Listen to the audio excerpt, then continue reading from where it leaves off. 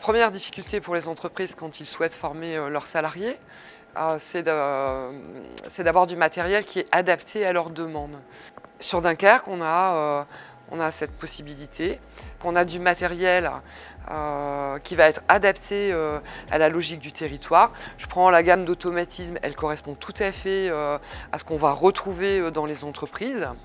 On va aussi pouvoir mixer nos publics, puisque sur ce type de matériel, on va à la fois pouvoir faire intervenir la production industrielle, donc les opérateurs, mais également la maintenance et l'automaticien.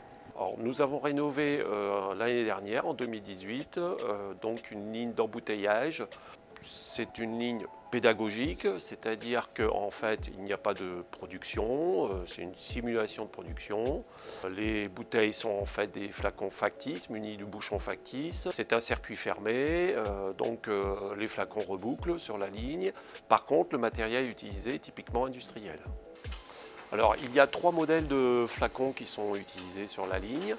Il y a le premier modèle qui a un grand format avec bouchon. Donc ce modèle-là tourne indéfiniment sur la ligne, tant qu'on ne lui demande pas de sortir. Et sur un des postes, on enlève le bouchon et sur l'autre poste, on lui remet le bouchon. Ensuite, il y a le modèle petit format avec bouchon. Il n'y a pas d'opération notable sur la ligne. Par contre, en fin de ligne, il est déposé sur un plateau à l'aide d'un portique motorisé.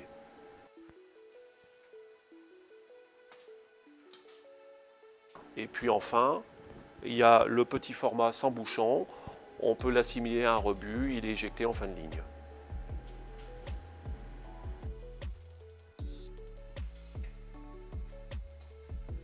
À l'origine, la ligne était une dotation de la maintenance, donc nous avons transformé partiellement la mécanique.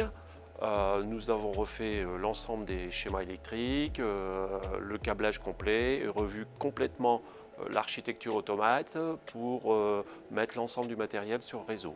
Alors on a soigné particulièrement la sécurité, vu qu'on a du public stagiaire qui interviennent et il ne faut pas prendre de risques. Et on a notamment une barrière immatérielle qui est raccordée sur l'automate.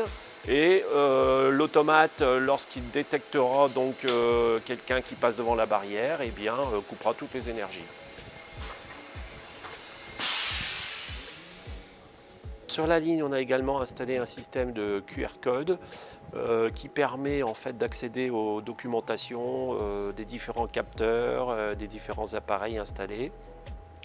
Donc accès à la documentation via un smartphone ou une tablette. Dans le parcours pédagogique du stagiaire, TSA2I, on a quand même 3 automates, on a des panels, de la supervision, donc il y a un bon volume représentatif en termes de programmation. Ensuite, pour d'autres formations, type TMI ou MSA, on sera plus axé sur du dépannage.